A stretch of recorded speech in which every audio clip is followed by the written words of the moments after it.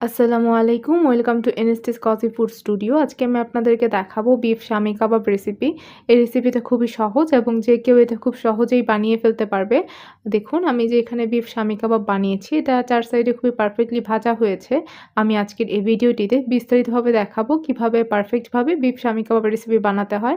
তো এই রেসিপিটি জানতে এই ভিডিওটি স্কিপ না করে সম্পূর্ণ ভিডিওটি দেখুন এবং এরকম আরও অনেক রেসিপি পেতে আপনারা আমার চ্যানেলটিকে সাবস্ক্রাইব করতে ভুলবেন না। তো এবার চলুন দেরি না করে এই রেসিপিটি দেখে নেওয়া যাক। আমি এখানে নিয়ে নিয়েছি 1/2 কাপ পরিমাণ বুটের ডাল, ছোলা বুটের ডাল নিয়ে নিয়েছি। আমি এখানে আপনার পছন্দ মতো আপনি বাড়িয়ে নিতে পারেন। আমি এখানে 1/2 কাপ ডালই নিয়ে নিয়েছি। তারপর এটাকে ভিজিয়ে রাখতে হবে। আমি নরমাল পানি দিয়ে এটাকে ভিজিয়ে রাখছি। এটাকে মোট ৬-৭ ঘন্টার মতো ভিজিয়ে রাখতে হবে। আপনি চাইলে সারারাত ভিজিয়ে রাখতে পারেন বা কুসুম গরম পানি দিয়ে আপনি ৩-৪ ঘন্টার মতো ভিজিয়ে রাখতে পারেন। ভিজিয়ে রাখার পর দেখবেন এটা আগের চেয়ে অনেকটাই ফুলে যাবে। আমি ৬-৭ ঘন্টার মতো ভিজিয়ে নিয়েছি। এখন ছাঁকনির সাহায্যে পানিটা ছেঁকে নিলাম। এটাকে এখন প্যানে দিয়ে দিচ্ছি। আমি এখানে এখন মসলা এবং মাংস যোগ করে নিব। দিয়ে নিচ্ছি ১ কাপ পরিমাণ গরুর মাংস। আমি এটাকে ধুয়ে পরিষ্কার করে নিয়েছি। এখন এখানে দিয়ে দিচ্ছি ১ চা চামচ পরিমাণ হলুদের গুঁড়া, ১ চা চামচ পরিমাণ মরিচের গুঁড়া, এটা যার, যার স্বাদ মতো। দিয়ে দিচ্ছি ১ চা চামচ পরিমাণ ধনিয়ার গুঁড়া, ১ চা চামচ পরিমাণ লবণ, দিয়ে দিচ্ছি ১ চা চামচ পরিমাণ জিরার গুঁড়া, দিয়ে দিচ্ছি আদা রসুন বাটা। আমি এখানে ২ চা চামচ পরিমাণ আদা রসুন বাটা ব্যবহার করেছি। এখানে আদা রসুনের পরিমাণ সমান ছিল। এখানে আমি দিয়ে দিচ্ছি পেঁয়াজ। আমি কুচি করে রাখা পেঁয়াজ দিয়ে দিলাম। আমি মোট ১ কাপ পেঁয়াজ কুচি করে রেখেছিলাম। তারপর দিয়ে দিচ্ছি দারুচিনি। আমি কয়েকটা দারুচিনি এখানে দিয়ে দিলাম।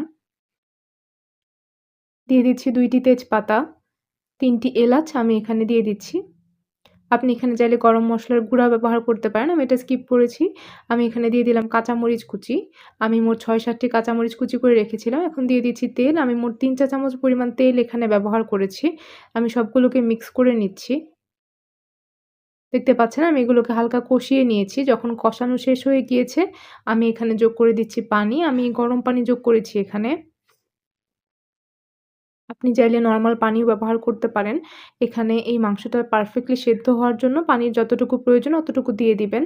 আমি এখানে পানি দিয়ে দিয়েছি। দেখবেন ৪৫ মিনিট বা ১ ঘন্টার মতো লাগবে সবকিছু ভালোভাবে সেদ্ধ হতে। এই পর্যায়ে সবকিছু সেদ্ধ হয়ে গিয়েছে এবং পানিটাও শুকিয়ে গিয়েছে। দেখতে পাচ্ছেন আমি এখন চুলাটাকে অফ করে দিচ্ছি। আর এগুলোকে সবগুলোকে ঠান্ডা হওয়ার জন্য অপেক্ষা করতে হবে। এই সবগুলো ঠান্ডা হয়ে গিয়েছে। ঠান্ডা হওয়ার পর এটাকে আপনি আপনার পছন্দ মতো বেটে নিবেন বা ব্লেন্ড করে নিতে পারেন। যখন সবগুলো একবারে ঠান্ডা হয়ে গিয়েছে, আমি এই পর্যায়ে এগুলোকে ব্লেন্ড করে নিব।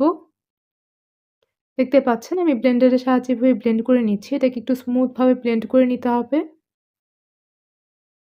আমি এভাবে সবগুলোকে ব্লেন্ড করে নিয়েছি। আপনি এখানে চাইলে অর্ধেকটা বা আপনার পছন্দ মতো পরিমাণ মতো কাবাব বানিয়ে নিতে পারেন। বাকিটুকু সংরক্ষণ করতে পারেন। আর এখানে আপনি ২ টা ডিম বা ১ টা ডিম একবারে ব্যবহার করতে যাবেন। ১ টা ডিম ১ম এ অল্প করে দিয়ে দেখবেন। যদি দেখেন বেশি শক্ত লাগে, তারপর এখানে আরো ১ টা ডিম দিয়ে দিবেন। আমি এখানে ডিম মিক্স করে নিয়েছি। আমি এখানে অর্ধেকটা কাবাব বানিয়েছি। মানে অর্ধেকটা পরিমাণ দিয়ে তারপর প্যানে তেল দিয়ে দিচ্ছি। এই তেলে আমি এগুলোকে ভেজে নিব। আমি ঠিক এরকম শেপ করে ভেজে নিচ্ছি। আপনি আপনার পছন্দ মতো যেকোনো সাইজ করে এগুলো বানিয়ে নিবেন। ছোট, বড় বা মাঝারি সাইজের। দেখতে পাচ্ছেন আমি ঠিক এই শেপে এগুলোকে বানিয়ে ভেজে নিচ্ছি। আমি এখানে অল্প তেল ব্যবহার করেছি। আমি এখানে অল্প তেলেই ভেজে নিচ্ছি। আপনি এগুলো চাইলে ডিপ ফ্রাই করতে পারেন। আমি এগুলোকে এবার উল্টিয়ে পাল্টিয়ে দিয়েছি।